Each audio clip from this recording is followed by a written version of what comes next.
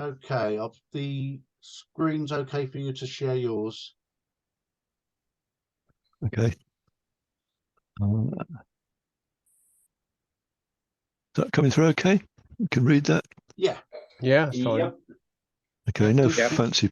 Oh, Digital actually, camera sensors. yeah, actually, I think I can make it slightly bigger. No fancy presentations here. Never done a PowerPoint before. This is a good start. The header page. Well, you've got Okay. honey into it, Terry. Yeah.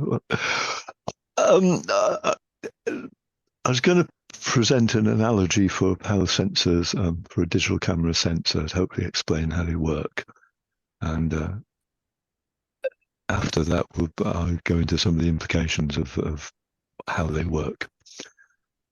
So we start off. I didn't know whether I should just sort of put some notes and pictures in these slides, or how much text to put in, and I ended up putting in most of the text. So I'm really going to be.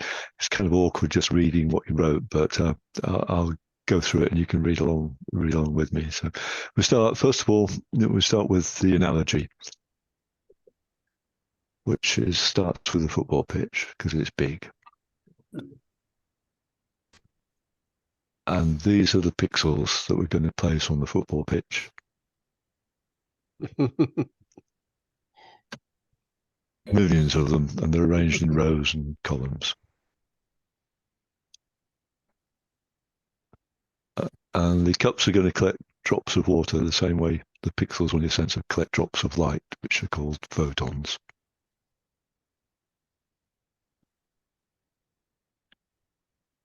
Each of the cups has got a valve that can drain it.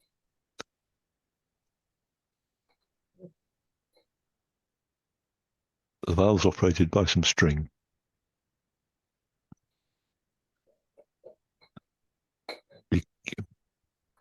Millions of cups would be just too many pieces of string. So the sensors arrange it so that all the cups in a row are operated. The valves for all the cups in a row are operated by the same piece of string.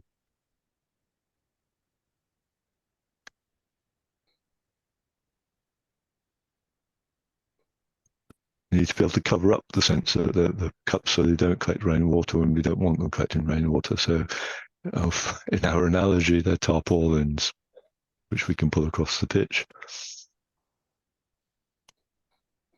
And actually, we need two of them, but I'll go into that a bit more. And to make it work, we need a little helper. He's pretty, isn't he? Sorry, does anybody know who he is? Does everybody know who he is? No. Yeah, it's Terry's alter ego. You're too bloody old. No, I don't know who it is. Who is it? It's a house elf. Harry Potter. No, Oh, it's Harry. a house elf from the Magic House Elf. Yeah. I've never No, seen sorry, any of the films. there are other. Well, you ought to. They're Am I quite alone? good. And there's some Yeah. there's some references later on, but you won't get out of them. Go on. Sorry. So his magic is equipped with a ruler and a notebook and a pen. And then to say where it doesn't work, our analogy doesn't work for color. I can't figure that out. And also, there's not really a good analogy for apertures and lenses that work on drops of water.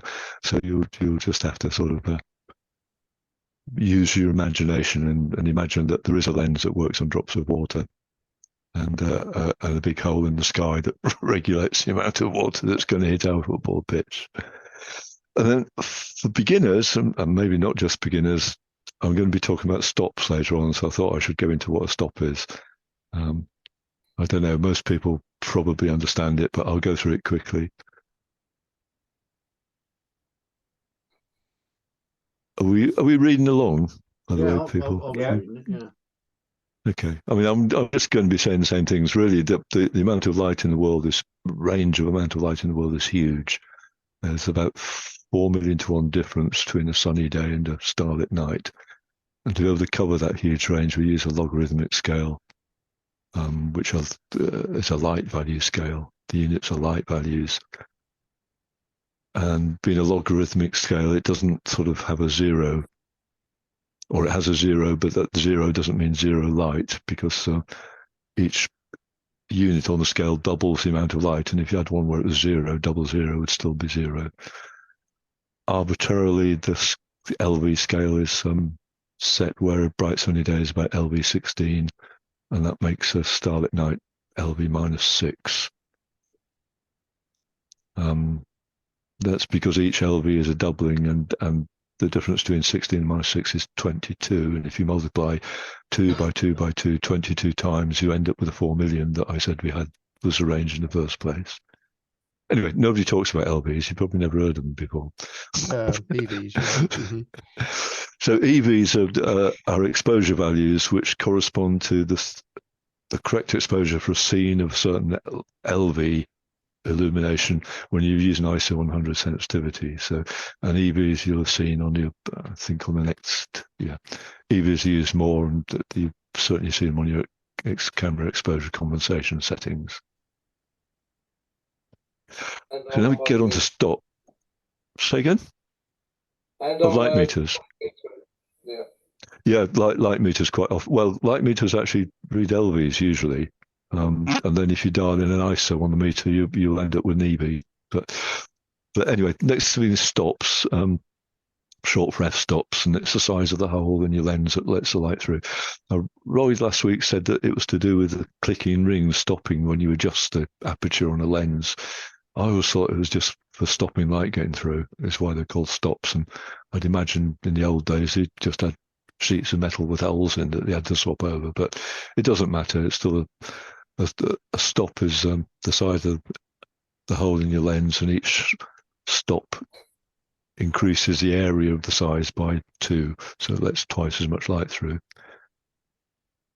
And photographers use the term stops sloppily as a general term, meaning twice or half as much as light for exposure and exposure settings. Sorry, for the actual light and exposure settings. Is that okay? Anybody? I mean, I don't know if that actually explained anything or everybody knows those, but No, that's very. I didn't think I should just. I didn't think I should just talk about stops without actually explaining what they are, because later on we're going to be talking in terms of numbers of stops and things. Yeah. So, okay, so we're back now. And we're back to taking a photo. Yeah, well, if we're on YouTube, you can go back and read through it again. So we're now going to take a photo with our football pitch sensor. And our little house elf, this is a process he goes through. He opens all the valves, so the cups are sitting there draining and empty. He then covers up the pitch with one of the tarpaulins. He then runs around closing all the valves with a piece of string. Then he pulls back the tarpaulin and the cups start collecting the drops of rain, which is our image. And then he has to wait for the exposure time. Okay.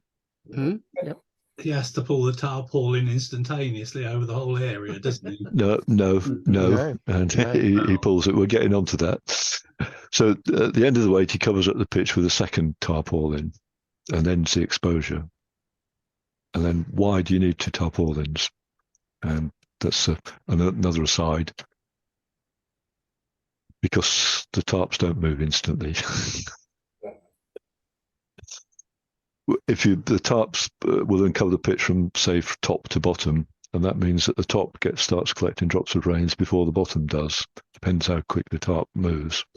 And if you pull the same tarpaulin back in the opposite direction, it would be even worse, because the top would get covered up later. So the top gets like twice over, gets more water than the bottom does. So to counteract that, you have to use a second tarpaulin and pull it in the same direction as the first one. So the top gets covered up first, the same way it got uncovered first. And then the exposure will be even from top to bottom of the field. So when you're saying the 2 tarps, that's looking at a mechanical shutter? Yes, yeah. Yeah, okay. The first and they're generally on the camera. They're called first and second curtains. Yeah, and they are mechanical. Yeah, I mean this. I'm actually going to do electronic shutters later, but this is a mechanical shutter. The tarps are the shutters. That's sorry, I was skipping ahead. Yeah. Sorry. Yeah. So just a little bit more on the shutters. For short exposures, the second tarpaulin actually has to start covering up the pitch before the first one's finished uncovering it. And you only actually get a slit between the two tarps passing across the pitch. Yep. And if they travel at exactly the same speed, you've got even exposure. The gap's the same width as you go across. But if you can't get them at exactly the same speed, then you get a gradient. You know, one tarp catches up with the other one, and the gap is narrower at one end or wider at one end, and that's what actually limits the mechanical shutter speeds. You know, there's no cameras do more than 8,000th, I think, and that's basically because they can't match the speed of the shutters accurately enough to do anything less. And then if you're using flash, that's another aside, I suppose, but a flash is a short burst of light, so the only way the sensor can see all of that burst of light is if it happens when the sensor's fully uncovered. And that means that you can't really use flash when there's only a slit between the two curtains going across, because it would only illuminate the slit. And that's why you have to have a flash sync speed, a sort of limitation on the shutter speed when you're using flash. 200th is typical. Now there's a little some images that I nicked from somewhere on the internet. The bottom one is slow shutter speeds, where in the middle the sensor is completely uncovered, and as soon as it's completely uncovered, that's when the flash would trigger normally, and the whole sensor will see the flash. And the upper image is where there's only a slot passing across the sensor. Okay, does that all make sense? Any questions? All makes sense. No, that's good. Yeah. No, all Yeah. science, right. Okay, now we Easy get back understand to when you use an analogy like that. yeah. Now we're back to taking the photograph. So we've covered up the pitch, haven't we, with a second curtain or second tarpaulin, and now poor little sod has to run around measuring all the cups with a ruler.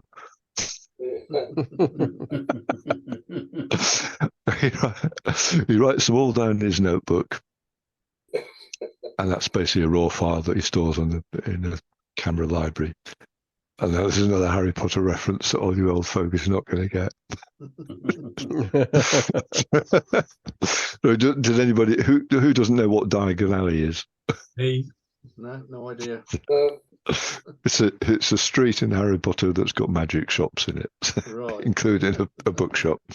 I'd just like Anyway. to point out that I'm not an old fogey and I do get all your Harry Potter references. Yeah. Well My granddaughter used to be a guide at the Harry Potter experience. All right. I should know. It's the bookshop. Okay. Waterstones. No, I can't. Actually, I'm sure it's got a name, but I don't know what it is. You have to watch the film. Yeah, but Waterstones would be opposite, wouldn't it? Because it's water he's writing down about. Well, yeah, but I don't. Okay. Oh, very good. It's a bit too clever for me, right? So where are we? Yeah, the depth of water in a cup. Sorry, I'm reading it. The deeper the water in a cup, the more photons or drops were collected, and the brighter the pixel in our analogous photographic image will be. So does that make sense as well? The more drops Yeah. each cup collected, the brighter the pixel will be. Yeah. And now we get onto some considerations about what this all means. And the most important thing about the sensor is dynamic range. And the dynamic range is the difference between the brightest parts that the brightest parts a sensor can capture and the darkest parts a sensor can capture. When a cup's full of raindrops, it can't take any more rain. It just overflows on the side. It's already white and it can't get any brighter or whiter. And if you let that happen, that would be blown out highlights. The top of the dynamic range is how many drops it takes to not quite fill the cups.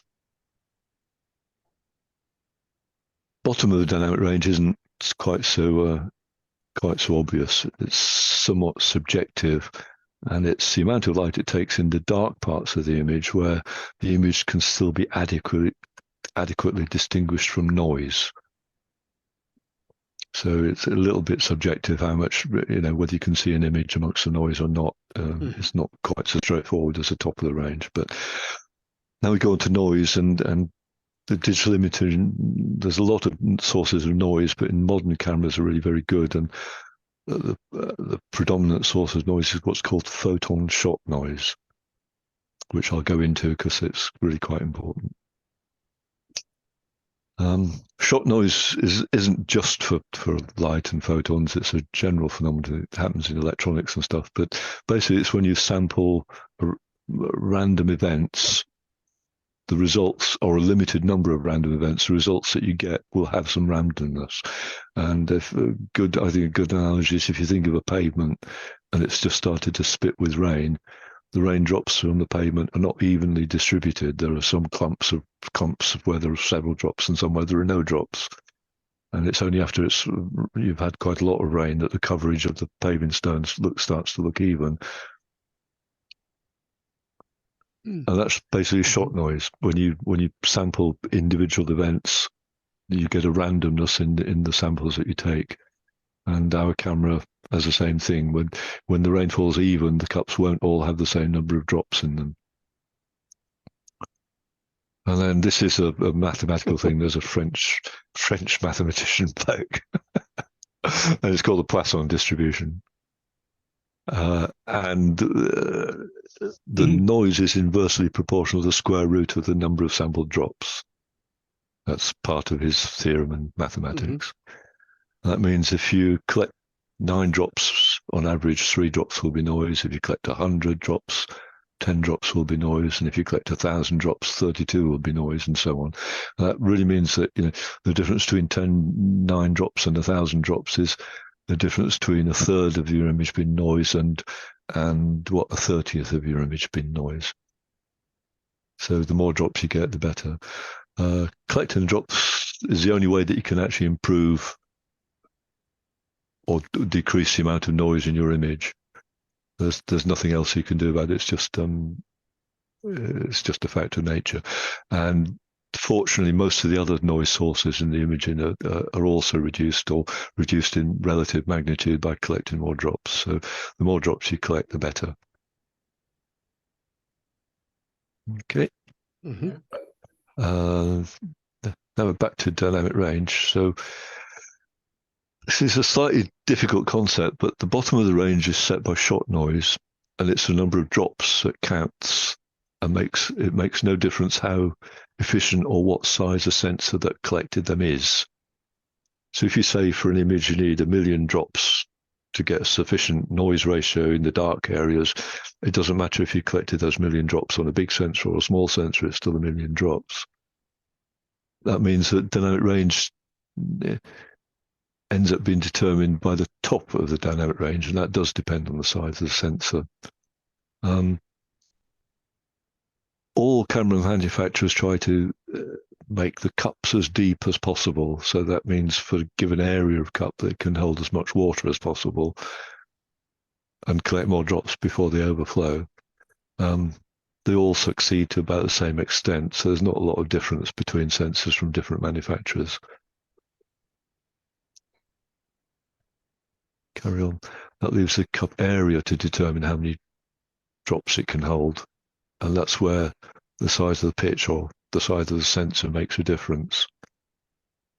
And it's the size of the pitch or sensor, not the cup size, that makes a difference.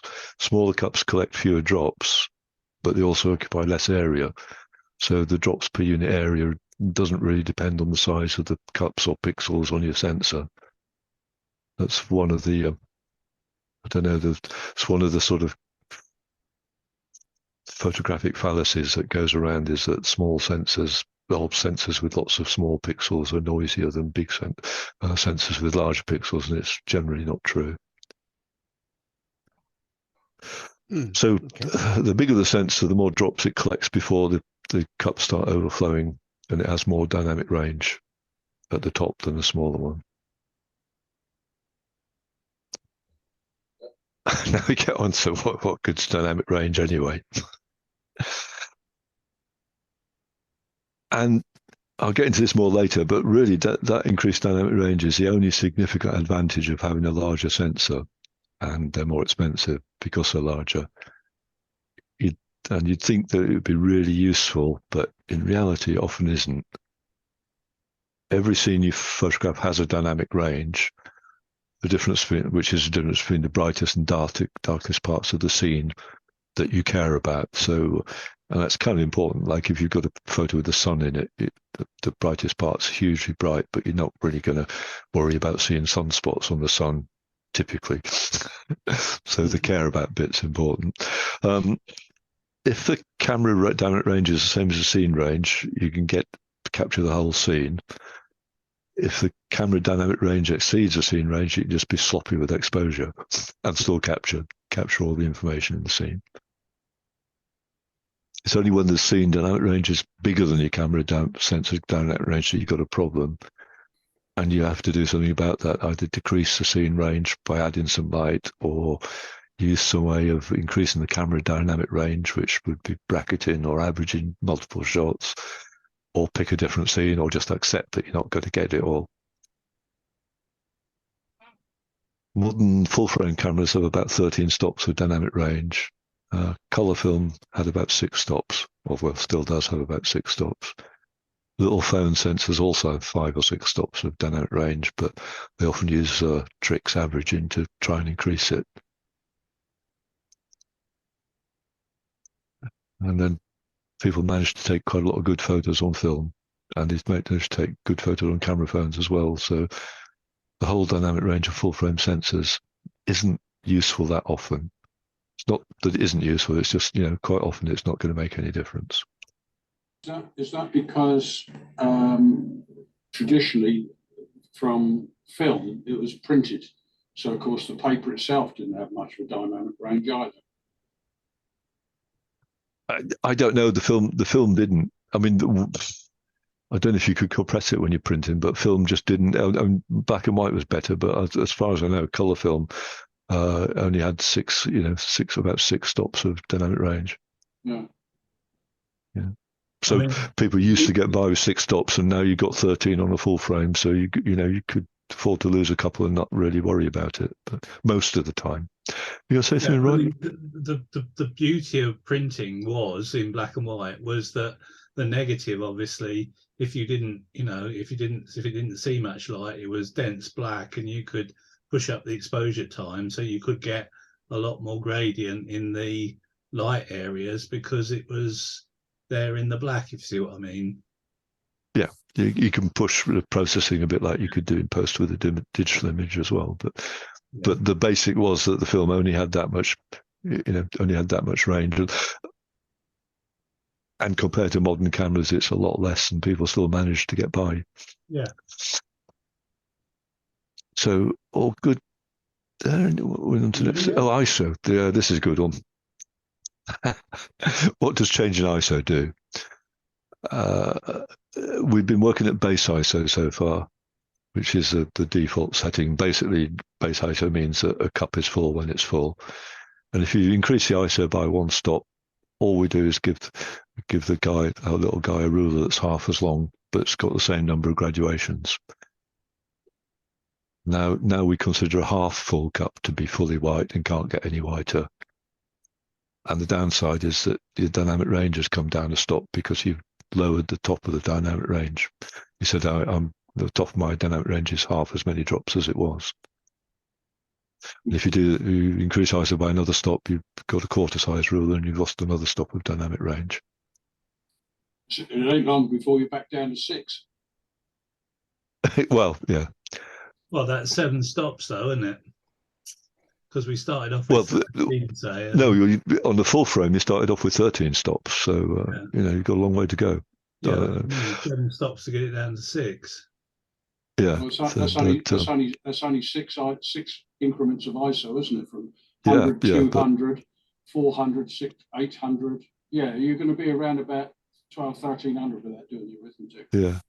It's interesting. So, honestly, it's genuinely interesting. Currently, last on. Yeah. Large sensors have better high ISO performance, and no, they don't. Everybody says that, but they don't. The benefit of the large sensor is this dynamic range. And when you increase the ISO above base, you lose the dynamic range, the top of the dynamic range. So if you set the ISO at 2 stops above base, you're saying, I've only got enough photons or drops of water to quarter fill my sensor. None of the cups will be more than a quarter full because you didn't have enough light. And you could say, if instead of using a big sensor to collect those ones, I could use a sensor that's only 1/4 the size, those photons would still fit and the image will be more or less the same because the main source of noise is this photon shot noise. So when you shoot at high ISO, you've actually lost the benefit of having a large sensor. You may as well be having a small one. Everybody claims that the better high ISO, large sensor, better performance at high ISO settings. And that's really a misattribution because it's physically larger lenses which let more light in are usually put in front of larger sensors, and that's where the benefit comes from, not from the size of the sensor, but from the size of the lens that you put in front of it. Just to top that Okay. up, yeah, if you go from 100 ISO to 6,800 ISO, which isn't actually that much, you're down to 6 stops of dynamic range on a full frame sensor. Bloody hell!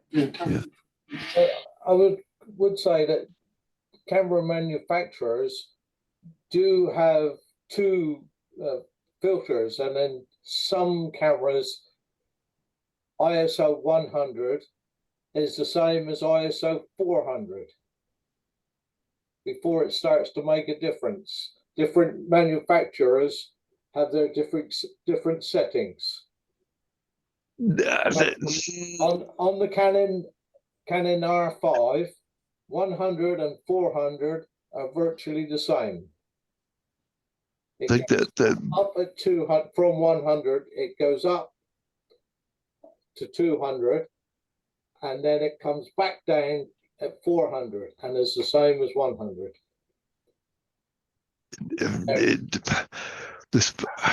It can't really, because physically it's the sensors. The analogy with cups still applies. What they slightly do differently is they get fancy with the ruler. So effectively, there are various options on this, like what they call dual ISO sensors and stuff like that. But really, the basic size of the cup and the photons it collects can't change. They just get fancy with the ruler. They might pour the water out into a cup that's taller, so a longer ruler gives you more graduations and stuff. But fundamentally, they are all sensors are what they call it ISO invariant. They've only got one ISO setting really. They just do tricks with it afterwards to pretend to have more ISO settings. Okay. Anyway, we'll carry on. So high ISO settings, no, big sensors don't work better at high ISOs. Big lenses work better. So if we go on to the large sensor benefits, it's dynamic range mostly, but also we get onto the practicalities of making lenses, and the faster the lens is, the more difficult it is to get to make, and becomes impossible. F1 is about as fast as you can get, really. I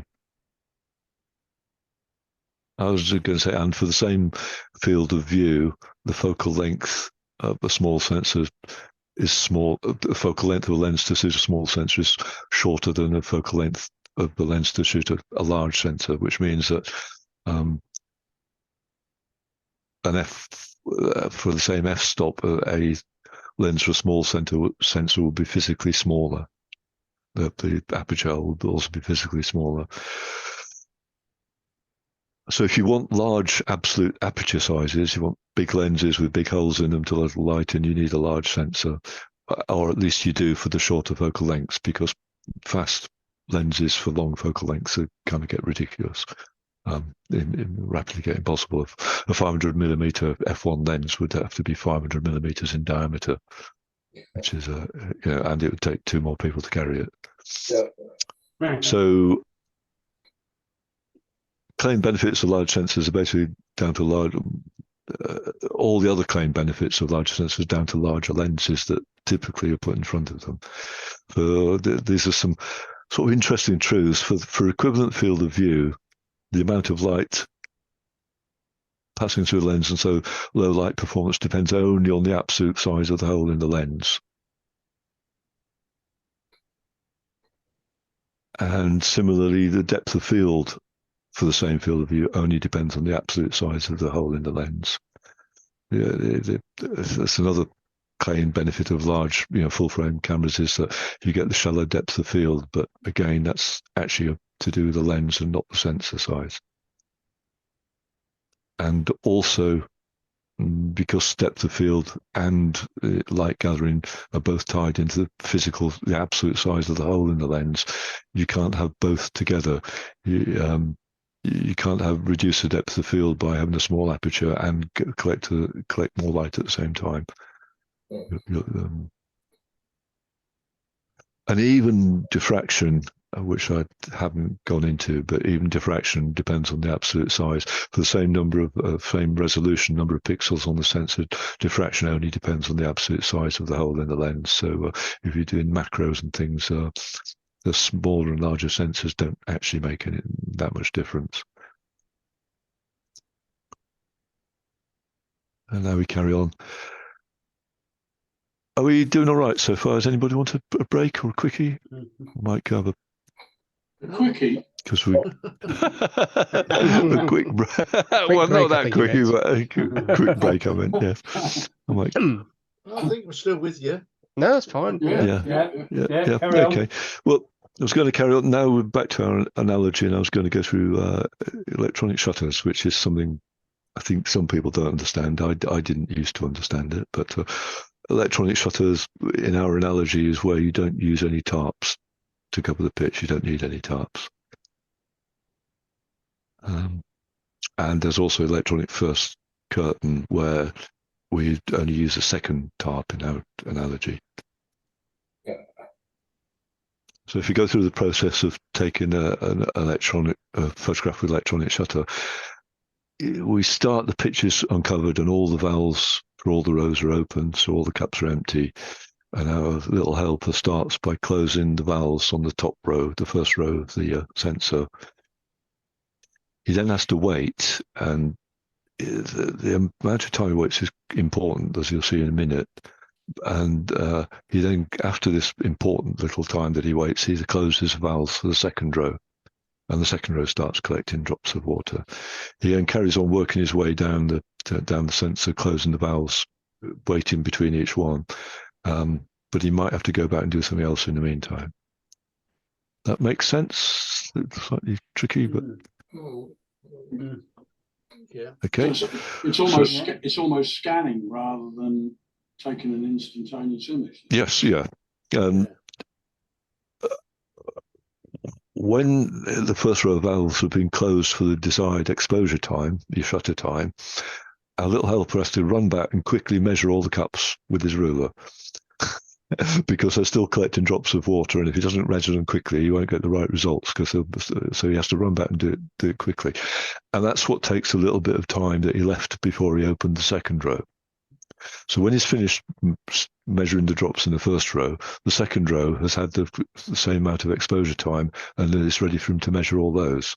Which is why you. And the same with the third. Yeah, sorry. Yeah, and the same with the third row and the fourth row and so on. Basically, he goes down, closing the valves so they start collecting water and measuring them as soon as they've been closed for the exposure time. But he has to wait in between each one, which is why it ends up being a bit slow, as we'll see in a second. And all the things he measured is turned into a raw file again. So that's how you take electronic shutter photo, and it's how video works as well. And so video is recorded with the sensors. Electronic shutters, there's no noise, which can be a big help. Mirrorless, there's no noise. If you've got a mirror flapping about, it doesn't count. And there's no wear and tear on the mechanical shutters, which is good. And there's no vibration from the shutters, which some lenses and cameras are kind of sensitive to. You get blurry images from the shutter creating a shock. It shouldn't really, but some of them do. Because it's all done electronically, you can have very short exposure times, faster than mechanical shutters. But it's quite slow to read out the rows. and that means that it's the rate that it can read the rows at is usually much slower than the mechanical shutter, and that's a significant disadvantage. The disadvantage is what's known as rolling shutter, and that's because the image that you record on the first row of the sensor when you first opened it is earlier in time than the image he records on the last row of the sensor, because it took him so long to go down the sensor, recording them row by row. Yeah. That's what they call rolling shutter, and basically it means if you have things that are moving across the frame or you're panning across the frame, vertical things become slanted, and rotating blades can end up being bent like helicopter rotors. In video, they call it jelly, or something where the image looks a bit sort of wobbly and jelly-like. There's also a banding issue that if you have artificial lights which are not completely constant, if they flicker slightly, you can't see it with your eyes, but the camera will see it, and the flicker can beat with the rate that you read the rows out and produce bands, light and dark bands going down the image if you use an artificial light. So, and because the electronic shutter is slow, you can still use it with flash, but the sync speed is usually much slower. Sometimes so slow it's hardly worth bothering, but depends on the sensors. And increasing the speed that you can read out the rows is an area where there's a lot of development. That's one of the ways forward. The new Nikon Z9, its main feature is it's fast enough to read the rows out to match the speed of a mechanical shutter, so it doesn't even bother having a mechanical shutter. And in the future, maybe more cameras will be like that and do away with the mechanical shutter. Next one's electronic first curtain. That one's kind of similar. You start with all the picture uncovered and all the valves are open, and a little guy starts off by closing the valve on the top row, and then he waits a bit, but he isn't waiting so you can read them out later. He waits to try and match the speed that the mechanical shutter or the tarpaulin he's going to pull over later is going to travel at. So he tries to close the valves at the same rate that he's going to pull the tarp across later on, so that all the rows get the same exposure. When he's finished closing all the valves and the tarp, he covers the pitch with a tarp after the exposure time, and then he goes around and measures all the cups, same as he did if it was a not first electronic shutter shot. Don't know if I explained that very well. Does that make sense?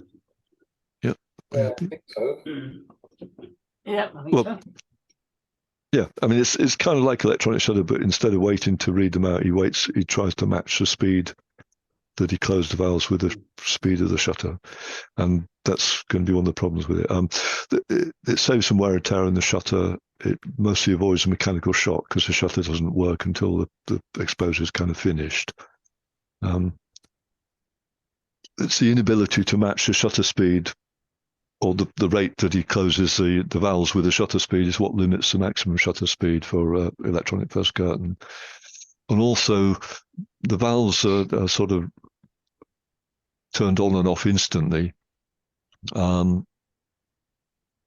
which leads to sort of raise a sharp edge on the pixels, while the shutter actually sort of casts a fuzzy shadow across the sensor, and it's the difference between the sharp edge when you start exposing and the shadowy edge when you finish exposing that ends up having a similar issue to the flicker on the electronic shutter.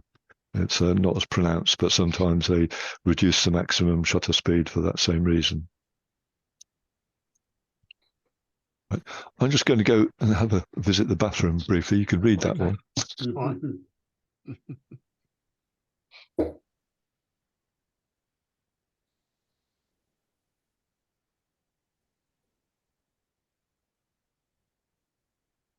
I'm still listening. I've got a wireless headset. You can talk amongst yourselves.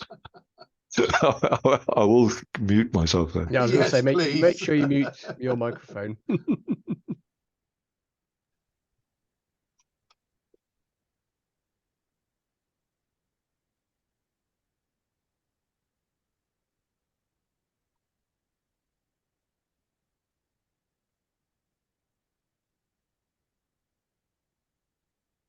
I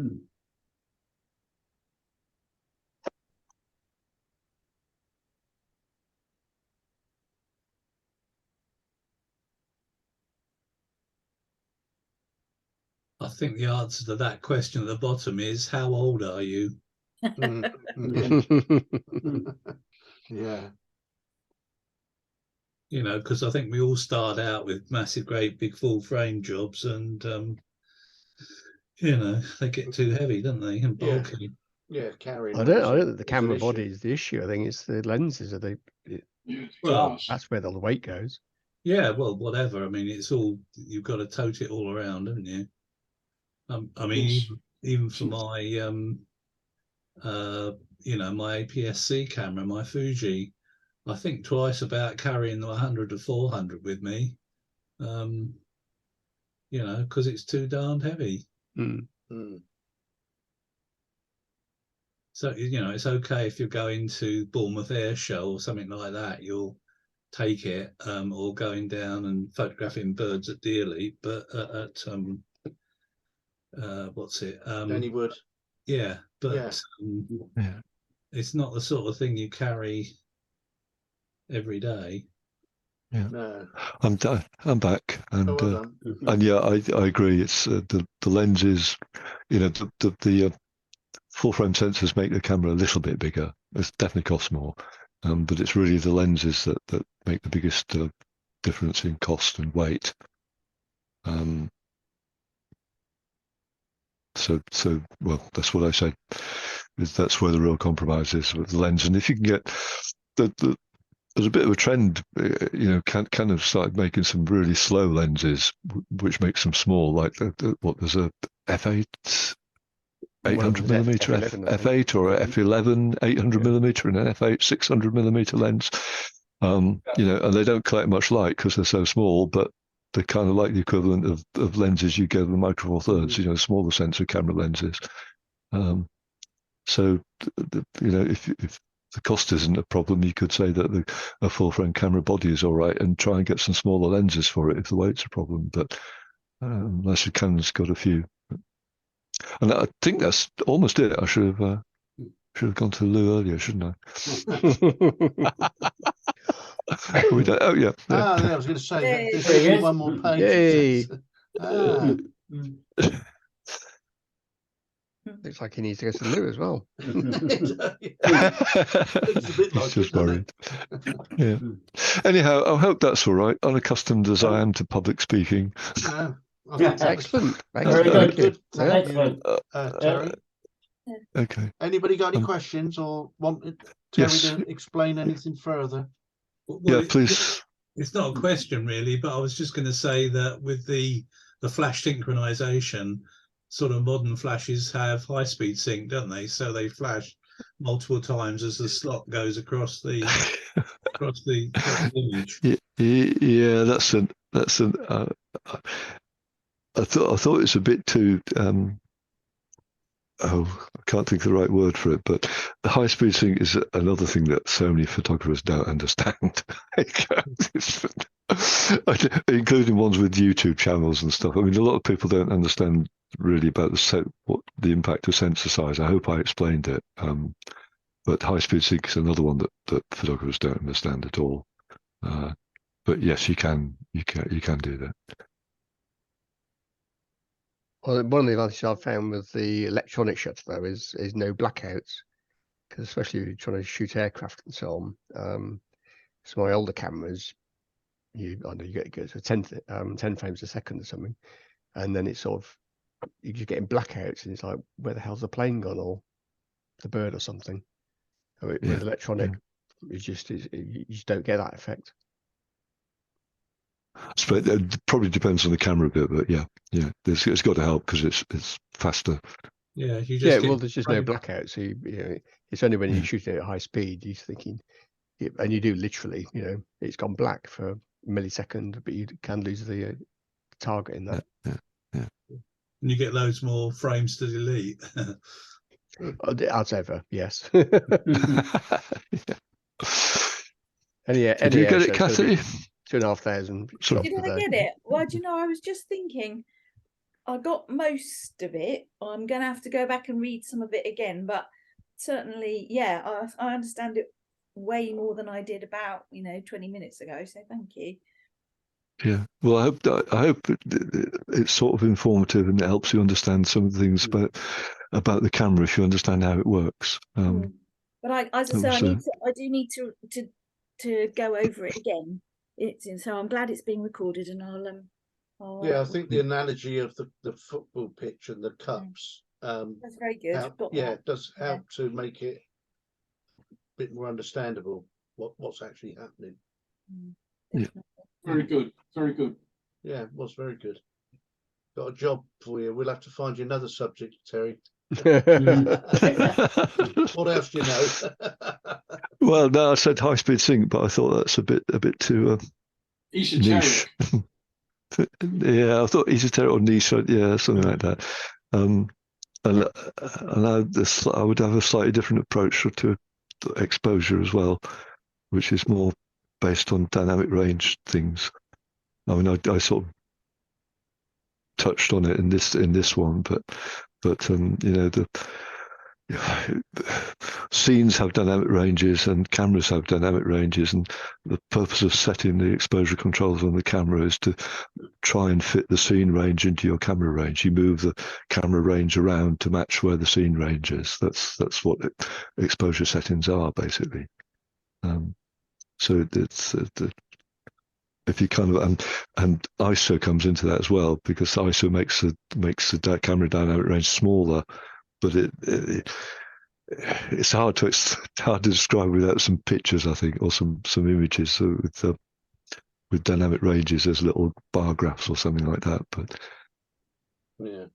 Anyhow, but maybe I'll do that another day. Yeah, when you were talking about noise in a picture, which I think that made a lot more sense when you explained it how you did with the, the 90, was it 9 and 3?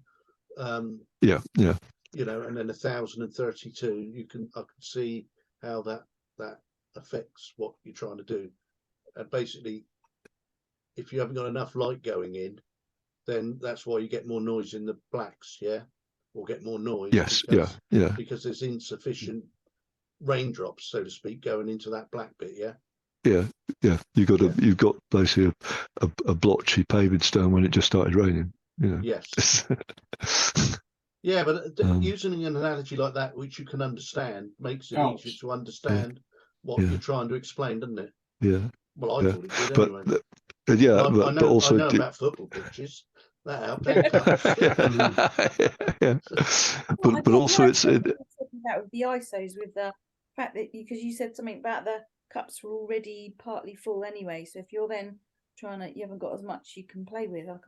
No. If you up the ISO, it's using a smaller ruler. Yes, that's it. Yeah, so basically, it's white. It's white when it's half full, or white when it's a quarter full. If you've got up 2 stops, But it's important to understand that you need the number of photons to get the noise down. Like I said, 1 million photons in this photo or something to add acceptable noise levels. But the reason you can do that with because images have got bright bits and dark bits, the reason that a big sensor is better is because you can increase the exposure time. And that collects more photons in the dark bits without blowing out the bright bits. A small sensor, if you increase the exposure time, you might blow out the bright bits. Whereas a larger sensor, you can increase the exposure time without blowing out so much. But you need to be able to have that long exposure time, which means a tripod or whatever, and a lens that's big enough. So or you need a big lens if you have a shorter exposure time. Yeah. Okay. The only problem I can see is when we put a bad photo in future, we've got no excuse really, have we? You'll be telling us how to do that correctly. Yeah. Well, that's really good. Anybody else got anything they want to ask Terry on that? I think it was well done. Thanks to Terry. That was interesting and informative. I think we've all learned something there. I just presented it. It's just a PDF that you're watching, so people can have copies of that if they want, or they could watch it on YouTube. don't know. I'd very much like that PDF. Yeah, if you That's forward, Dave if you can Murphy. forward it to me, Terry, and I'll send it out to everybody. Then those that missed Okay. it tonight can have a read through. Okay. Yeah, very if that's okay with you, that's great. I can also put it up on the website for anybody else to access it in case they lose the email. Thanks. Right, okay. Keith, you wanted to have a little update on Affinity 2, because they've obviously Affinity updated their software, and I know you've had a few conversations with Affinity. Yeah, so I grumbled about my Affinity 2 to you a couple of weeks back, and shortly after that they introduced a solution. Right. But actually, the solution is not easy to find on their website. So I thought I would just outline to you what the problem is, if it affects you, where you can find the solution. And I might as well mention at the same time some of the things that Affinity 2 is claiming are better than Affinity 1, in case people want to upgrade, and comment on whether it's worth it or not. So I'll start with the problem. And the problem really only affects, I think, Windows 10 users. So it definitely doesn't affect Mac users, and I don't think it affects Windows 11, but I haven't direct information on that. And it also is only going to affect people who want to launch Affinity from their library software. So many of us will store our pictures in a digital library where we will, I don't know, tag them and add keywords to them or organize them in different ways. I'm thinking of Lightroom, which most people will use, but other people will use Adobe Bridge. And there are a lot of other digital libraries out there that fulfill the same function.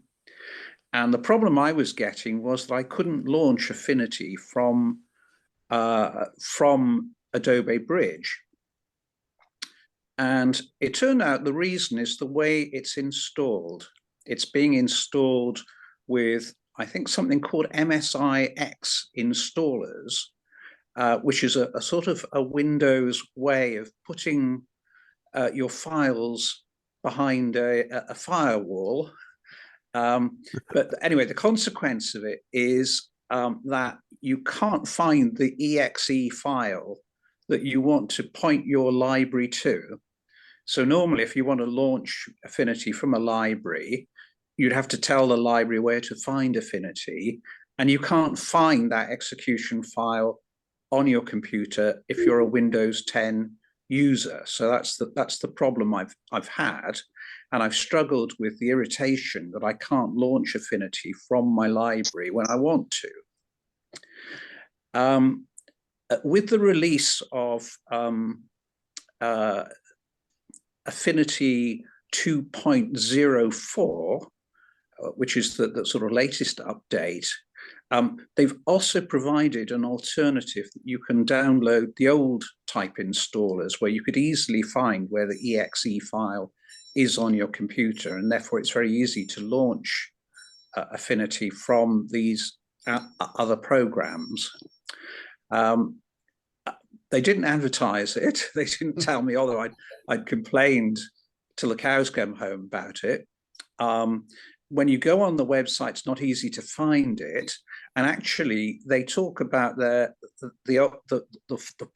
way that's causing me a problem as if it's the preferred way of doing it for the best user experience, which has not been my experience as a Windows 10 user. Peter, is it possible for you just to show their website so I can show people where they can find it, if that is what they want? What you'd have to do is you just have to install the alternative version of Affinity. Okay, can you see that? Can everyone see that okay? Yeah. So the natural instinct would be, if you're a Windows 10 user, you go to Affinity Photo 2 and you click that box that says Windows. That one there. But that is the MSIX installers, and they are the ones that are causing me the problem. If you scroll down to the bottom, it says looking for Windows MSI installers. That's what you want. If you want to be able to launch Affinity from Lightroom or Adobe Bridge, and you're a Windows 10 user and you're getting this problem, you actually want to download this version of the program, not the other. Now, you don't actually have to uninstall what you've got. It actually worked very seamlessly. So all I did was click there and go through the instructions they gave me, and the whole thing is working perfectly. I know exactly where the exe file is, where Affinity Photo is on my computer, and I can easily link it with other software if I want to. So that's that. Is all that clear to everyone? I don't know whether other people have been affected or not. So you actually have to click for an MSI installer to get this one at the bottom, looking for the to actually get the exe installer. No, the problem is it's Windows basically, and Windows and their App Store, and the MSIX is the App Store format, and apps are stored differently on your computer. The X is still there somewhere. You just can't find it, or it's behind. And if you try and find it, your permission is constantly denied. You know, I wasted many hours finding it, and then was told I couldn't. You're not allowed to. Yeah. I mean, basically the problem is Microsoft owns your PC and thinks it's a phone. Because Apple, of course, don't think they own anything. Yeah. So if you're Windows 10 and you want to use this with libraries, then you're best now to get those MSI installers, and to be sure, I think then the upgrading that happens automatically will recognize that you're working on an MSI installer version. Now, the only thing is you will end up with two versions of Affinity Photo on your computer, and they will look darn similar. So you want to make sure that, whatever icon you're operating from is this one and not the old one. Can you uninstall the old one? You don't actually... You can uninstall the old one. You don't have to. Okay. You don't have to for everything to work. But it reduces clutter on your machine, and you don't pick the wrong one. It reduces clutter on your machine, and you can do that. So that was the problem, and that's the solution, and that's the people that it affects. Many people may not be bothered at all, in which case it really doesn't matter. But I was a bit disappointed with Affinity that they hadn't thought all this out when they launched it, and very disappointed that they took quite a long time to reach a solution. But apparently writing such software is tricky. I don't know. Terry could speak to that. I can't. Well, no, I'm not sure I can speak to it either. But it's like I said, it's the App Store is Microsoft's way now. Yeah, it doesn't matter. It's water under the bridge, but that's the advice I'd give people. And if they're not clear, that they can just contact me. Okay, now then is Affinity Photo 2 worth having if you've got Affinity Photo 1? What are the main changes? Well, there are a number of really cosmetic changes that make it look a bit more like Photoshop in its design. I don't like that. I like the design before, but where you have individual layers, they've now added icons to them, which are meaningless to me and confuse me. Where you have what's called a child layer, so it's a layer that's nested within another layer clipped to it. In the old version of Affinity, you had a nice indented child layer, so you could very clearly see what was going on. Now they've redesigned it so you can barely see that that's happening. So there are cosmetic design changes which I think are for the worse, but are not that important really in the grand scheme of things. The thing that would most be important, I think, to many of you would be that you can go back and you can re-edit your raw file. Now that it may seem strange to Photoshop users that you didn't have that in the first place, and that's often been a complaint of Affinity, that you want to edit your raw file, then you bring it into Affinity, you bring it into Photoshop, we're talking about now, and then, but you want to go back and tweak the raw file, so you have a chance to go back in a second time. And you can do that now with this version of Affinity. So for some people, some people regard that as a very important thing. I say I grew up without being able to do that, and it never bothered me one bit, because I never wanted to go back to the raw file and edit it a second time, having gone through all the labor of editing it the first time. The output I got was the equivalent of a TIFF file in very high quality before I saved it as a JPEG later. So I had everything I needed, and to me it hasn't made very much difference.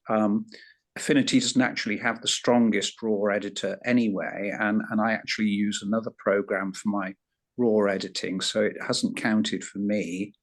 But it might for some of you who like to work in that Photoshop way, where you can dip back into your raw file and fine tune it.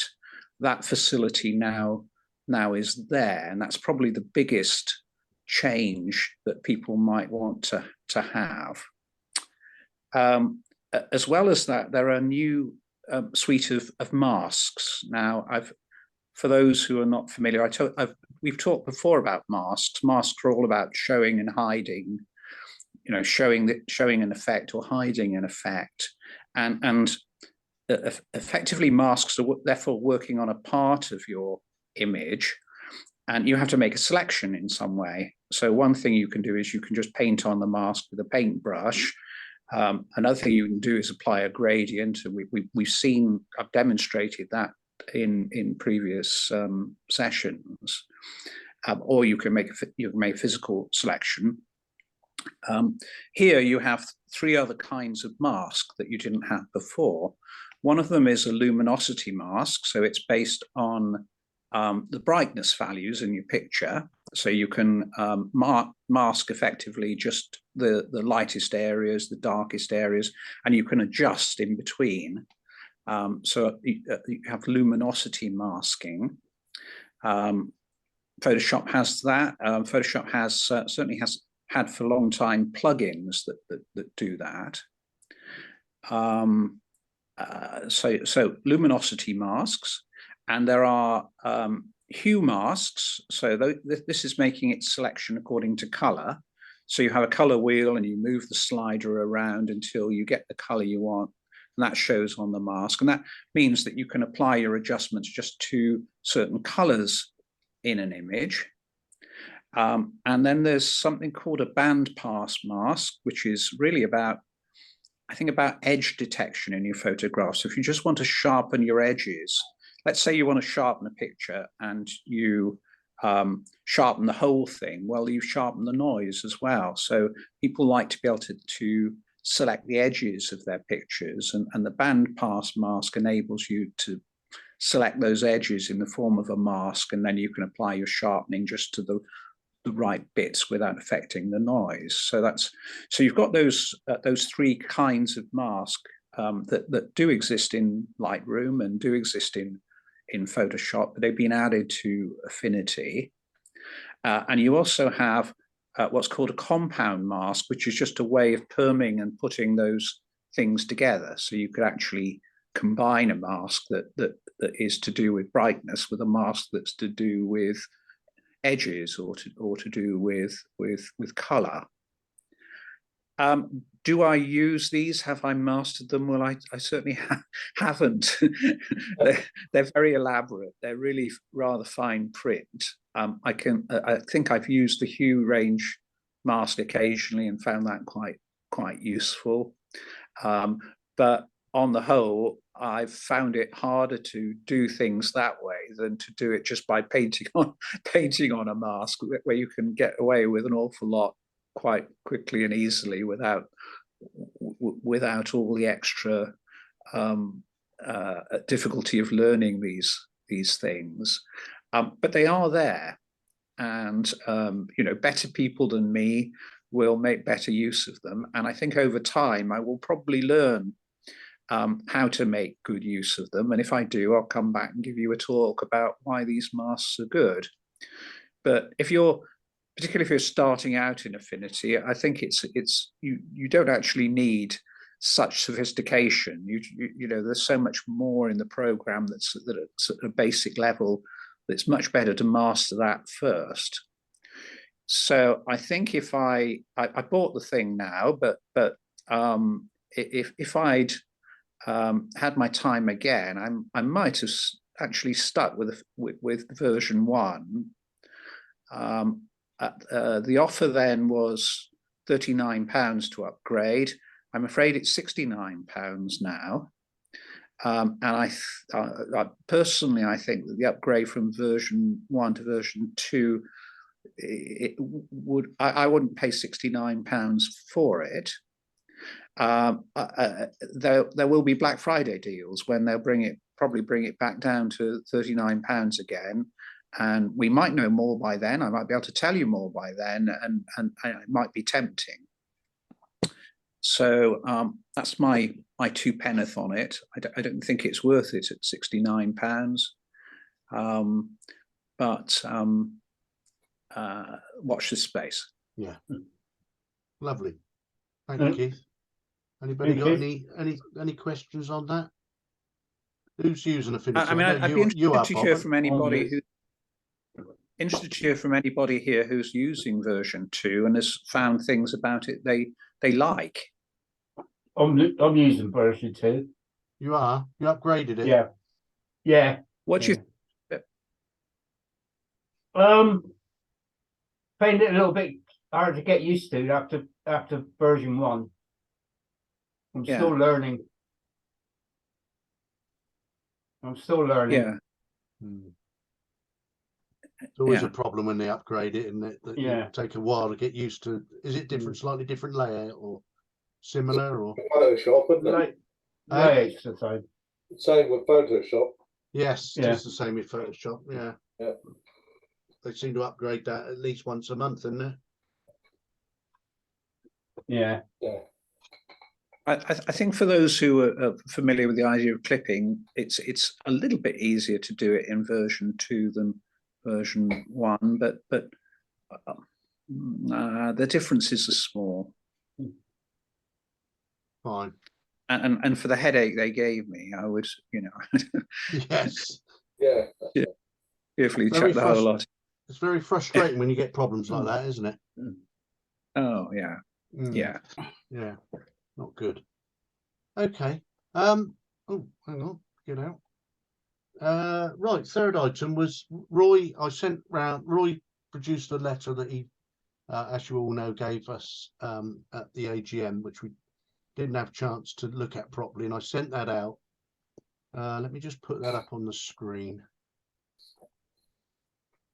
I've got it here somewhere.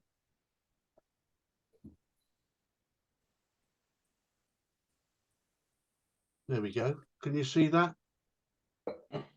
Yeah. Yeah. Okay.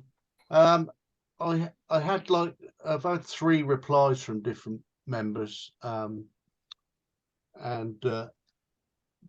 pretty much one was Terry, where he gave us some interesting information on how judges had marked various things, but pretty much what I think a lot of us knew, that you've got 2 judges marking the same photo, and they're going to give them different results, and I think that's always been not an issue, but it's a judge after all is giving you his own personal thoughts on what he can see. So I don't know if anybody's got anything they wanted to just a sec, what they wanted to say about